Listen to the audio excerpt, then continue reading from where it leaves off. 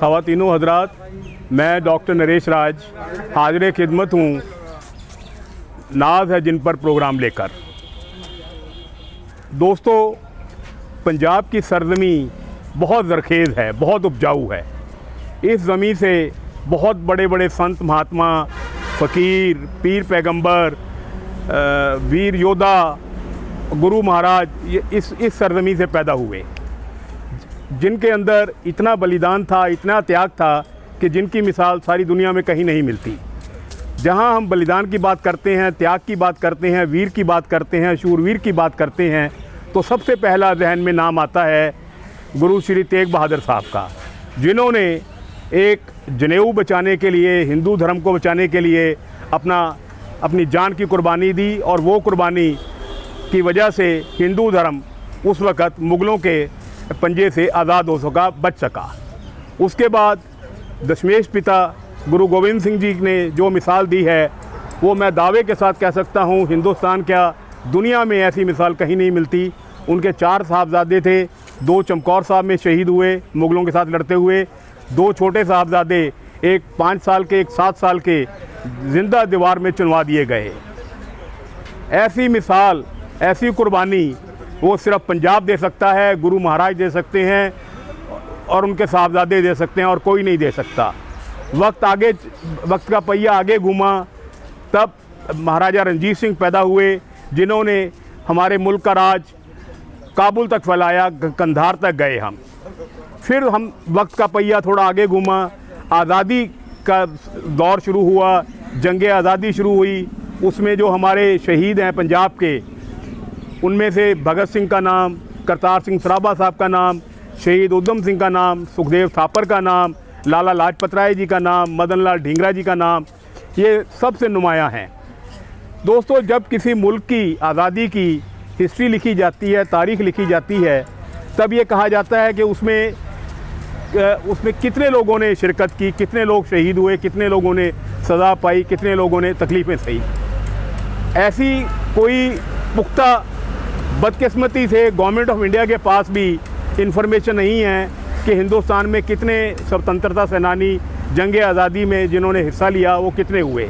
लेकिन तकरीबन 1 लाख के करीब कहे जाते हैं जिन लोगों ने मुल्क की आज़ादी के लिए काम किया।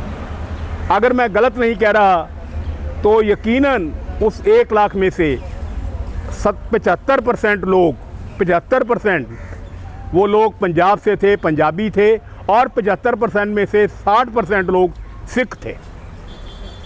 जो पंजाबियों में जो कुर्बानी का मादा है और जो सिखों में कुर्बानी का मादा है, वो दुनिया की किसी कौम में नहीं है। ये इस कौम को, इस धर्म को, इस मिट्टी को जितना सजदा किया जाए कम है। मैं हर एक अपने एक एपिसोड में कहता हूँ कि पंजाब की जो किस्मत वाले हैं जो इस पंजाब में पैदा होते हैं, उनके अंदर वैसे ही एक जज्बा पैदा हो जाता है कुर्बानी का, जब हम गुरुओं की, साहबजादों की बारे में सुनते हैं। मुल्क के 47 में हमारा देश भारत हिंदुस्तान आज़ाद हो गया, लेकिन तब भी दोस्तों हमारे मुल्क के 2-3 हिस्से ऐसे थे छोटे छोटे, गोवा, दमन दीव, जो गुलाम थे, जो पुर्तगीज़ के अंडर थे। पुर्तगीज़ की कॉलोनीज़ हुआ करती थी।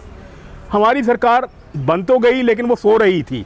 जैसे हमारे लीडरों का काम है, बड़े पटेल्स, बदकिस्मती से पटेल साहब की डेथ हो गई 50 में। 50 के बाद फिर हमारे मुल्क में गिरावट शुरू हो गई। किसी हमारे प्रधानमंत्री ने या संतरी ने, किसी ने ही नहीं सोचा कि गोवा, दमन दीव अभी भी गुलाम है, पुर्तगाली के अंडर हैं। लेकिन आज़ादी की जो एक शम्मा है जो जली, वो आहिस्ता आहिस्ता चारों तरफ फैलती गई। पंजाब में तब एक पार्टी बनी CPI। तो आज हम जिस शहीद के बारे में बात कर रहे हैं, उस शहीद ने गोवा की आज़ादी में बहुत बड़ा हिस्सा लिया, अपनी जान वहाँ कुर्बान की, और जब वो शहीद हुए तब उनकी उम्र सिर्फ 25 साल थी। हम उनके बारे में जानकारी हासिल करने के लिए उनके गांव आए हैं। ये खन्ना से थोड़ा सा, खन्ना एक बहुत मशहूर जगह है जो एशिया की सबसे बड़ी मंडी है, वहाँ से तकरीबन 10 किलोमीटर आगे आते हुए एक गांव पड़ता है इसरू के ये रहने वाले थे। तो हम उनके बारे में जो भी जानकारी है, हम उनकी भतीजी शायद आ रही हैं, वो हम आपके सामने आएंगे तो उनसे हम गुफ्तगू करेंगे। लेकिन तब तक मैं ये चाहूँगा कि मैं हमारे जो कैमरामैन हैं सैमी पाजी और अजय जी, वो सरदार करनैल सिंह जी का जो जहाँ बुत लगा हुआ है वो हमारे सामीन को, देखने वालों को, सुनने वालों को ज़रूर दिखाएं। दिखाइए ज़रा, ये दिखाइए सर। तो ये सरदार करनैल सिंह जी हैं जिन्होंने गोवा की आज़ादी में काम किया। गोवा को आज़ाद दिलाने में बहुत बड़ा इनका योगदान था, बहुत बड़ा इन्होंने कुर्बानी की है, अपनी जान की कुर्बानी दी है। तो ये उनका यहाँ इनके गांव में एक बुत लगा हुआ है। लेकिन ये अलग बात है कि यहाँ की सरकारें या गांव के लोग भी, मैं कहूँगा बुरा मत माने, कि कोई परवाह नहीं करते, कोई इसकी मेंटेनेंस नहीं है। ये देखिए सरदार करनैल सिंह जी मिट्टी में, वहाँ खून से लिपटे, वहाँ खून में से लथपथ, यहाँ मिट्टी में लथपथ हैं। कोई उनको नहलाता नहीं है बेचारों को। बहुत दुर्दशा हो रही है। वो जहाँ भी होंगे बहुत दुखी होंगे, अपने गांव वालों से भी और सरकारों से भी। तो मेरी हाथ जोड़ के दरख्वास्त है गांव वालों से भी, पंचायत से भी, जो भी हैं, कि कम से कम इनकी हालत पर तरस खाएं और ये मत देखें कि सीएम साहब आएंगे या कोई डीसी साहब आएंगे वो मेंटेन करेंगे। ये आपका गांव है, करनैल सिंह जी आपके हैं, तो कम से कम उस गरीब आदमी को नहला तो दिया करो यार। चलिए अब उनका इंतज़ार करते हैं। दोस्तों, हम सब बहुत खुशकिस्मत हैं कि आज हम शहीद करनैल सिंह, मास्टर करनैल सिंह जी के बुत के सामने खड़े हैं और हमारे सामने उनकी 2 सगी भतीजियाँ, मैं फिर कह रहा हूँ 2 सगी भतीजियाँ हमारे साथ खड़े हैं। हम उनका तहे दिल से शुक्रिया अदा करते हैं, अपनी तरफ से भी, हमारे चैनल की तरफ से भी, और जितने हमारे सामीन देख रहे हैं या सुन रहे हैं हिंदुस्तान में, हिंदुस्तान से बाहर, सब आपके एहसानमंद होंगे आज जब ये देखेंगे कि इतने बड़े शहीद के परिवार से 2 सदस्य आए हैं और उनके बारे में जानकारी देंगे। मैं आपको पहले नमन करता हूं, हाथ जोड़ता हूं और आपसे ये गुजारिश कर रहा हूं कि हमारे सामीन को कुछ बताएं उनके बारे में कि कहाँ उनका जन्म हुआ, कहाँ तक पढ़े और उन शुरू की ज़िंदगी उनकी कैसी थी। हाँ जी, ਉਹਨਾਂ ਦਾ ਜਨਮ ਲਾਇਲਪੁਰ ਜ਼ਿਲ੍ਹਾ ਪਾਕਿਸਤਾਨ 'ਚ ਹੋਇਆ ਸੀ ਜੀ। ਅੱਛਾ ਜੀ। ਹਾਂਜੀ, 50 ਚੱਕ 'ਚ ਸੀਗੇ ਸਾਡੇ ਪੇਰੈਂਟਸ ਜੀ। ਤੇ ਔਰ ਉਸ ਤੋਂ ਬਾਅਦ ਜਦੋਂ ਪਾਕਿਸਤਾਨ ਦੇ ਵਿੱਚੋਂ ਉੱਜੜ ਕੇ ਆਏ ਨੇ ਜੀ ਜੀ ਜੀ ਉਸ ਟਾਈਮ ਫਿਰ ਇੱਥੇ ਈਸੜੂ ਆ ਗਏ ਸੀਗੇ। ਅੱਛਾ, ਈਸੜੂ ਇੱਥੇ ਜ਼ਮੀਨ ਅਲਾਟ ਪੂਰੇ ਜ਼ਮੀਨ ਅਲਾਟ ਹੋ ਗਈ। ਹਾਂਜੀ ਹਾਂਜੀ ਹਾਂਜੀ। ਫਿਰ ਇੱਥੇ ਆਏ ਸੀ ਔਰ ਜਦੋਂ ਮੇਰੇ ਮਤਲਬ ਜੋ ਚਾਚਾ ਜੀ ਸੀਗੇ ਉਹ ਮਤਲਬ ਉਹਨਾਂ ਨੇ ਪੜ੍ਹਾਈ ਜਿਹੜੀ ਕੀਤੀ ਹੈ ਇੱਥੇ ਖੰਨੇ ਕੀਤੀ ਹੈ। ਅੱਛਾ, ਖੰਨੇ ਪੜ੍ਹੇ ਹੈ ਜੀ। ਆਰੀਆ ਕਾਲਜ 'ਚ ਪੜ੍ਹੇ ਸੀਗੇ। ਆਰੀਆ ਕਾਲਜ, ਹਾਂਜੀ। ਉਸ ਤੋਂ ਬਾਅਦ ਉਹਨਾਂ ਨੇ ਟੀਚਿੰਗ ਦਾ ਕੋਰਸ ਕੀਤਾ, ਉਹ ਜਗਰਾਉਂ ਕੀਤਾ। ਕਿਉਂਕਿ ਮੇਰੇ ਤਾਇਆ ਜਿਹਨੂੰ ਜੇਬੀਟੀ ਕਹਿੰਦੇ ਆ ਜੀ। ਹਾਂਜੀ, ਜੇਬੀਟੀ ਉੱਥੋਂ ਕੀਤੀ ਜੀ। ਜੇਬੀਟੀ ਕੀਤੀ ਸੀ। ਫਿਰ ਉਹ ਉਸ ਤੋਂ ਬਾਅਦ ਟੀਚਰ ਇੱਥੇ ਦਰਾਹੇ ਕੋਲ ਬੰਬਾ ਪਿੰਡ ਹੈ ਉੱਥੇ ਲੱਗੇ ਹੋਏ ਸੀਗੇ। ਅੱਛਾ, ਉੱਥੇ ਉਹ ਟੀਚਰ ਲੱਗੇ ਹੋਏ ਸੀਗੇ ਜੀ। ਹਾਂਜੀ, ਬੰਬੇ ਪੜਾਉਂਦੇ ਸੀ। ਬੰਬੀ ਪਿੰਡ ਹੈ, ਬੰਬੀ ਪਿੰਡ ਹੈ। ਹਾਂਜੀ ਹਾਂਜੀ। ਫਿਰ ਉੱਥੇ ਕਿੰਨੇ ਸਾਲ ਪੜਾਇਆ ਜੀ ਉਹਨਾਂ ਨੇ? ਉਹਨਾਂ ਨੇ ਤਕਰੀਬਨ ਉੱਥੇ ਥੋੜੇ ਹੀ ਸਾਲ ਲਾਏ ਸੀ, ਮਤਲਬ ਇੰਨਾ ਹੁਣ ਮੈਨੂੰ ਪੂਰਾ ਕਲੀਅਰ ਨਹੀਂ। ਮਤਲਬ ਕੁਝ ਸਾਲ ਪੜਾਇਆ। ਅੱਛਾ, ਅਸੀਂ ਇਹ ਵੀ ਸੁਣਿਆ ਹੈ ਜਾਂ ਪੜ੍ਹਿਆ ਕਿਤੇ ਕਿ ਵੀ ਉਹ ਸ਼ੁਰੂ ਤੋਂ ਹੀ ਸ਼ਹੀਦ ਊਧਮ ਸਿੰਘ, ਸੁਖਦੇਵ, ਉਹ ਜਿਹੜੀ ਪੜ੍ਹਾਈ ਕਰਦੇ ਹੁੰਦੇ ਸੀ, ਕਿਉਂਕਿ ਅਸੀਂ ਤਾਂ ਉਸ ਟਾਈਮ ਹੈ ਨਹੀਂ ਸੀਗੇ। ਮੇਰੇ ਦਾਦੀ ਜੀ ਮੈਨੂੰ ਦੱਸਦੇ ਹੁੰਦੇ ਸੀ ਕਿ ਉਹ ਸਾਡੇ ਇੱਥੇ ਖੂਹ ਆ ਨੇੜੇ, ਉਹਦੀਆਂ ਟਿੰਡਾਂ ਰਾਹੀਂ ਥੱਲੇ ਉਤਰ ਕੇ ਜਾ ਕੇ ਖੂਹ 'ਚ ਬਿਲਕੁਲ ਸ਼ਾਂਤੀ ਦੇ ਮਾਹੌਲ 'ਚ ਬਹਿ ਕੇ ਪੜ੍ਹਦੇ ਹੁੰਦੇ ਸੀ। ਔਰ ਉਹਨਾਂ ਨੂੰ ਜਿਵੇਂ ਬਾਪੂ ਗਾਂਧੀ ਜੀ ਦਾ ਚਰਖਾ ਹੈ, ਸਤਾਰ ਹੈ, ਇਹ ਚੀਜ਼ਾਂ ਵਜਾਉਂਦੇ ਹੁੰਦੇ ਸੀਗੇ। ਉਹਨਾਂ ਦੀ ਮਤਲਬ ਪਹਿਲੇ ਦਿਨੋਂ ਹੀ ਐਦਾਂ ਦੀ ਮਤਲਬ ਨੇਚਰ ਸੀ। ਨੇਚਰ ਐਸੀ ਵੀ ਹਾਂਜੀ ਹਾਂਜੀ ਹਾਂਜੀ। ਜੋ ਮੁਲਕ ਵਾਸਤੇ ਕੰਮ ਕਰ ਰਹੇ ਆ ਉਹਨਾਂ ਦਾ ਪੜਾ ਉਹਨਾਂ ਦੇ ਦਿਮਾਗ 'ਚ ਸੀ, ਬਸ ਉਹ ਪਹਿਲਾਂ ਹੀ ਸੀਗੀਆਂ ਇਹਨਾਂ ਚੀਜ਼ਾਂ ਵੱਲ ਧਿਆਨ ਉਹਨਾਂ ਦਾ। ਉਹ ਕਹਿੰਦੇ ਗਰੀਬ ਬੱਚਿਆਂ ਨੂੰ ਵੀ ਜਾ ਕੇ ਪੜਾਇਆ ਕਰਦੇ ਸੀਗੇ। ਬਹੁਤ ਜ਼ਿਆਦਾ ਉਹਨਾਂ ਦੀ ਨੇਚਰ ਹੀ ਐਦਾਂ ਦੀ ਸੀ ਜੀ। ਉਹਨਾਂ ਨੇ ਮਤਲਬ ਹਰ ਕਿਸੇ ਦੀ ਮਤਲਬ ਮਦਦ ਹੀ ਕੀਤੀ ਹੈ, ਨਾ ਕਿ ਕਰਾਈ ਹੈ। ਫਿਰ ਉਸ ਤੋਂ ਬਾਅਦ ਬੰਬਾਂ ਤੋਂ ਬਾਅਦ ਜਦੋਂ ਉਹਨਾਂ ਨੂੰ ਪਤਾ ਲੱਗਿਆ ਕਿ ਸੱਤਿਆਗ੍ਰਾਹੀ ਦੇ ਵਿੱਚ ਮਤਲਬ ਬੁਲਾਇਆ, ਗੋਆ ਦੇ ਵਿੱਚ ਮਤਲਬ ਝੰਡਾ ਲਹਿਰਾਉਣਾ, ਉੱਥੇ ਪੁਰਤਗਾਲੀਆਂ ਦਾ ਰਾਜ ਸੀਗਾ। ਹਾਂ ਜੀ ਜੀ ਜੀ, ਪੁਰਤਗਾਲੀਆਂ ਦਾ ਰਾਜ ਸੀਗਾ।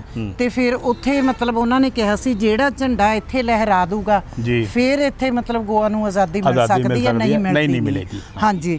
ਫਿਰ ਇਹਨਾਂ ਨੇ ਉੱਥੇ ਜਾ ਕੇ ਜਦੋਂ ਮਤਲਬ ਆਪਦੀ ਸੱਤਿਆਗ੍ਰਾਹੀ ਦੇ ਵਿੱਚ ਬੰਦੇ ਇਕੱਠੇ ਕਰਕੇ ਥੋੜੇ ਗਏ, ਆਪ ਦਾ ਸਾਈਕਲ, ਆਪ ਦੀ ਘੜੀ ਇੱਕ ਮੋਚੀ ਨੂੰ ਵੇਚ ਕੇ ਗਏ ਸੀਗੇ ਰੇਲ ਦੀ ਟਿਕਟ ਲੈਣ ਵਾਸਤੇ। ਅੱਛਾ, ਟ੍ਰੇਨ ਦੀ ਟਿਕਟ ਵਾਸਤੇ। ਉਸ ਟਾਈਮ ਸਾਈਕਲ ਹੁੰਦੇ ਸੀ ਖੰਨੇ, ਉਹਨਾਂ ਨੇ ਰੇਲਵੇ ਸਟੇਸ਼ਨ ਤੇ ਇੱਕ ਮੋਚੀ ਨੂੰ ਵੇਚੀ ਸੀ ਤਾਂ ਕਿ ਮੈਨੂੰ ਟਿਕਟ ਦਾ ਕਿਰਾਇਆ ਮਿਲ ਜੇ। ਹਾਂਜੀ ਹਾਂਜੀ। ਫਿਰ ਉਹਨਾਂ ਨੇ ਉਹ ਵੇਚ ਕੇ ਆਪ ਦਾ ਰੇਲ ਦੀਆਂ ਟਿਕਟਾਂ ਲਈਆਂ ਸੀਗੀਆਂ। ਫਿਰ ਉਹ ਗੋਆ ਪਹੁੰਚੇ। ਗੋਆ ਜਾ ਕੇ ਜਿੱਥੇ ਇਹ ਲੜਾਈ ਸੀ ਉਹਨਾਂ ਨੇ ਝੰਡਾ ਚੁੱਕਿਆ ਤੇ ਉਹਨਾਂ ਦੀਆਂ ਫੋਟੋਆਂ ਲਾਇਬ੍ਰੇਰੀ 'ਚ ਸੀਗੀਆਂ। ਤੇ ਉਸ ਟਾਈਮ ਤਾਂ ਹੁਣ ਸਾਨੂੰ ਪਤਾ ਨਹੀਂ ਪਿੰਡ ਦਿਆਂ ਨੇ ਰੱਖੀਆਂ ਹੋਈਆਂ ਜਾਂ ਨਹੀਂ, ਕਿਉਂਕਿ ਹੁਣ ਤਾਂ ਅਸੀਂ ਬਹੁਤ ਦੇਰ ਤੋਂ ਸਾਡੀ ਮੈਰਿਜ ਵੀ ਹੋ ਗਈ ਹੈ ਜੀ ਜੀ।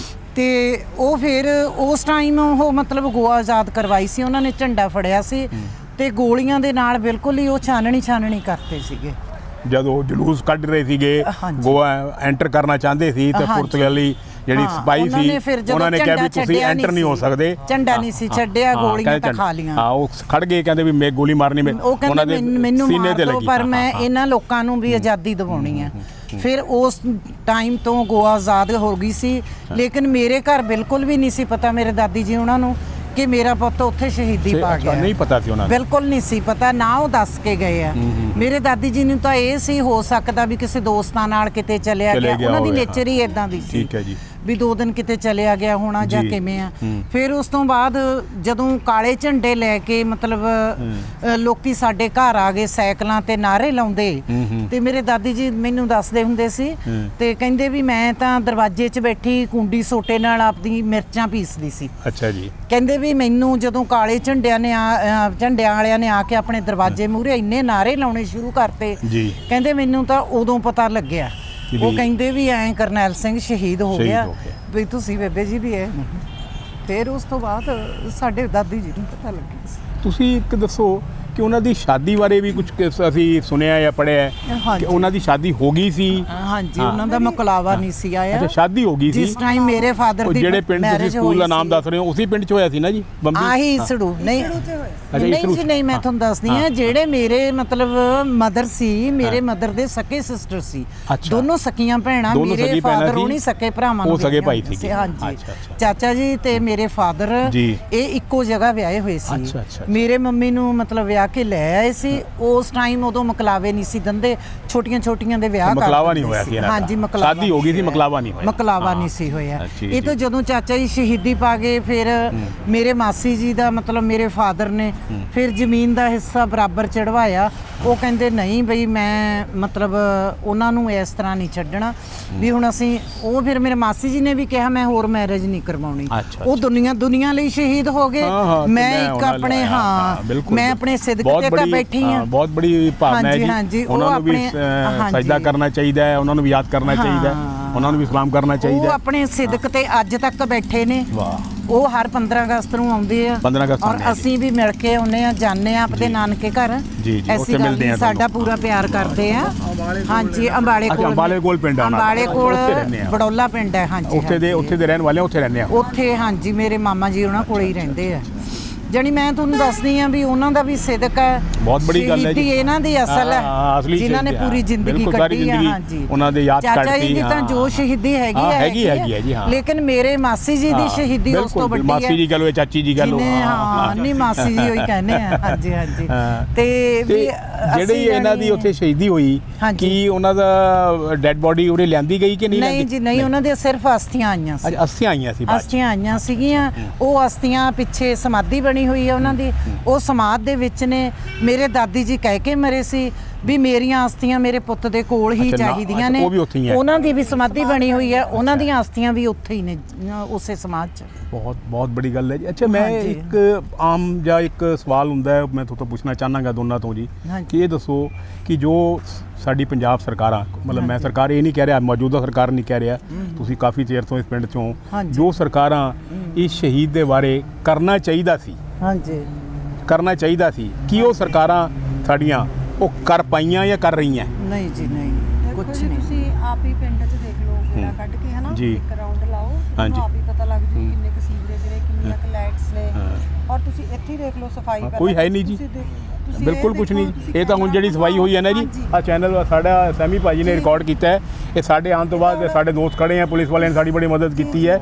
ਇਹ ਸਾਡੇ ਆਉਣ ਤੋਂ ਬਾਅਦ ਸਫਾਈ ਹੋਈ ਹੈ। ਪੰਚਾਇਤਾਂ ਦੀ ਡਿਊਟੀ ਹੈ, ਅਸੀਂ ਸਾਡੇ ਆਉਣ ਤੋਂ ਬਾਅਦ ਹੋਇਆ ਜੀ, ਇਹਨਾਂ ਦੀ ਤਾਂ ਹੋ ਗਈ। ਲੇਕਿਨ ਅਸੀਂ ਜਿਹੜਾ ਪਹਿਲੇ ਗੰਦੇ ਜਿਹੜੇ ਕੱਪੜੇ ਗੰਦੇ ਸੀ, ਅਸੀਂ ਉਹ ਸਾਰਾ ਰਿਕਾਰਡ ਕਰ ਲਿਆ, ਉਹ ਦਿਖਾਵਾਂਗੇ ਅਸੀਂ। ਤੁਸੀਂ ਬੈਸਟ ਕੀਤਾ, ਕਿਉਂਕਿ ਇੱਥੇ ਕੋਈ ਮਾਲੀ ਨਹੀਂ ਰੱਖ ਸਕਦਾ, ਕੋਈ ਫੁੱਲ ਬੂਟਾ ਨਹੀਂ ਲਾ ਸਕਦੇ, ਜਿਨ੍ਹਾਂ ਨੇ ਸਾਡੇ ਔਰ ਪਾਰਕ ਲਿਖਿਆ ਹੋਇਆ, ਬਾਹਰ ਪਾਰਕ ਲਿਖਿਆ ਹੋਇਆ ਹੈ। ਇਹ ਦੱਸੋ ਪਾਰਕ ਦੀ ਇੱਥੇ ਕਿਸ ਚੀਜ਼ ਦਾ ਪਾਰਕ ਹੈ ਜੀ ਇਹ?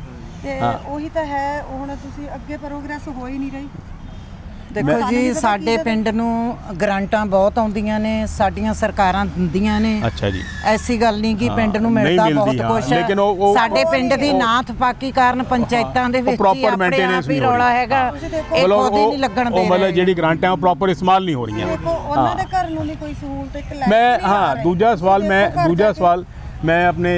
ਮੈਂ ਇਸ ਚੈਨਲ ਦੇ ਰਾਹੀਂ ਜੋ ਸਾਡੀ ਮੌਜੂਦਾ ਪੰਜਾਬ ਦੀ ਸਰਕਾਰ ਹੈ ਜਾਂ ਆਉਣ ਵਾਲੀ ਸਰਕਾਰ ਹੈ ਕੋਈ ਵੀ, ਉਹਨਾਂ ਨੂੰ ਇੱਕ ਗੱਲ ਹੱਥ ਜੋੜ ਕੇ ਜ਼ਰੂਰ ਕਹਿਣਾ ਚਾਹਾਂਗਾ ਕਿ ਦੇਖੋ ਜੋ ਸਾਡੇ ਅੱਜ ਦੇ ਪੋਲੀਟੀਸ਼ੀਅਨ ਹੈ ਜਾਂ ਲੀਡਰ ਸਾਹਿਬਾਨ ਹੈ, ਉਹਨਾਂ ਦਾ ਧਰਮ ਹੈ ਕਿ ਝੂਠ ਬੋਲਣਾ।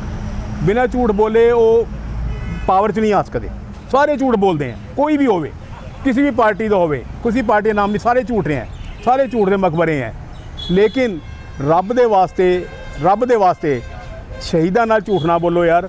ਹੈ ਬਹੁਤ ਤਕਲੀਫ ਹੁੰਦੀ ਹੈ ਉਹਨਾਂ ਨੂੰ ਜਦ ਉੱਪਰ ਬੈਠੇ ਉਹ ਦੇਖਦੇ ਆ ਨਾ ਕਿ ਸਾਡੇ ਆ ਕੇ ਝੂਠੀ ਕਸਮਾਂ ਖਾਂਦੇ ਹੋ ਤੁਸੀਂ ਲੋਕ, ਝੂਠੇ ਵਾਅਦੇ ਕਰਦੇ ਹੋ। ਇਹ ਕੰਮ ਨਾ ਕਰੋ।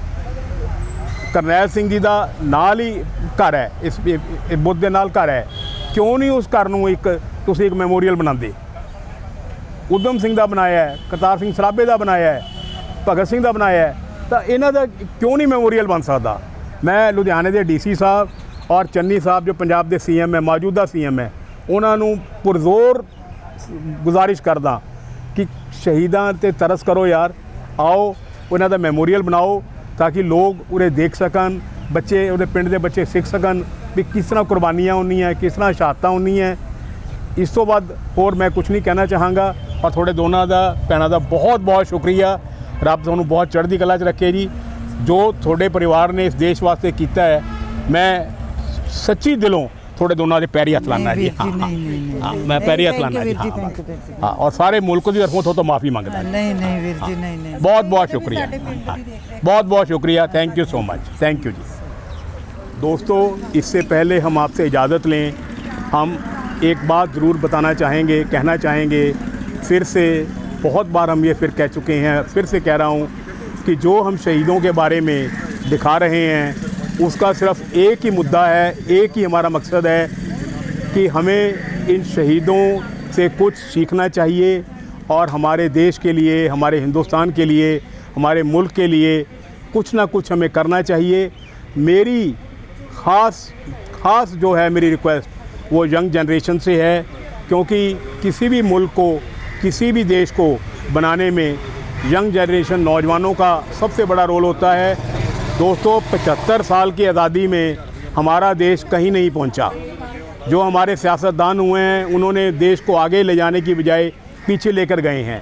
अब आप नौजवानों का फ़र्ज़ बनता है कि भगत सिंह, ऊधम सिंह, करतार सिंह सराभा, लाला लाजपत राय, अशफाकुल्ला, बिस्मिल, इनके सपनों को पूरा कीजिए।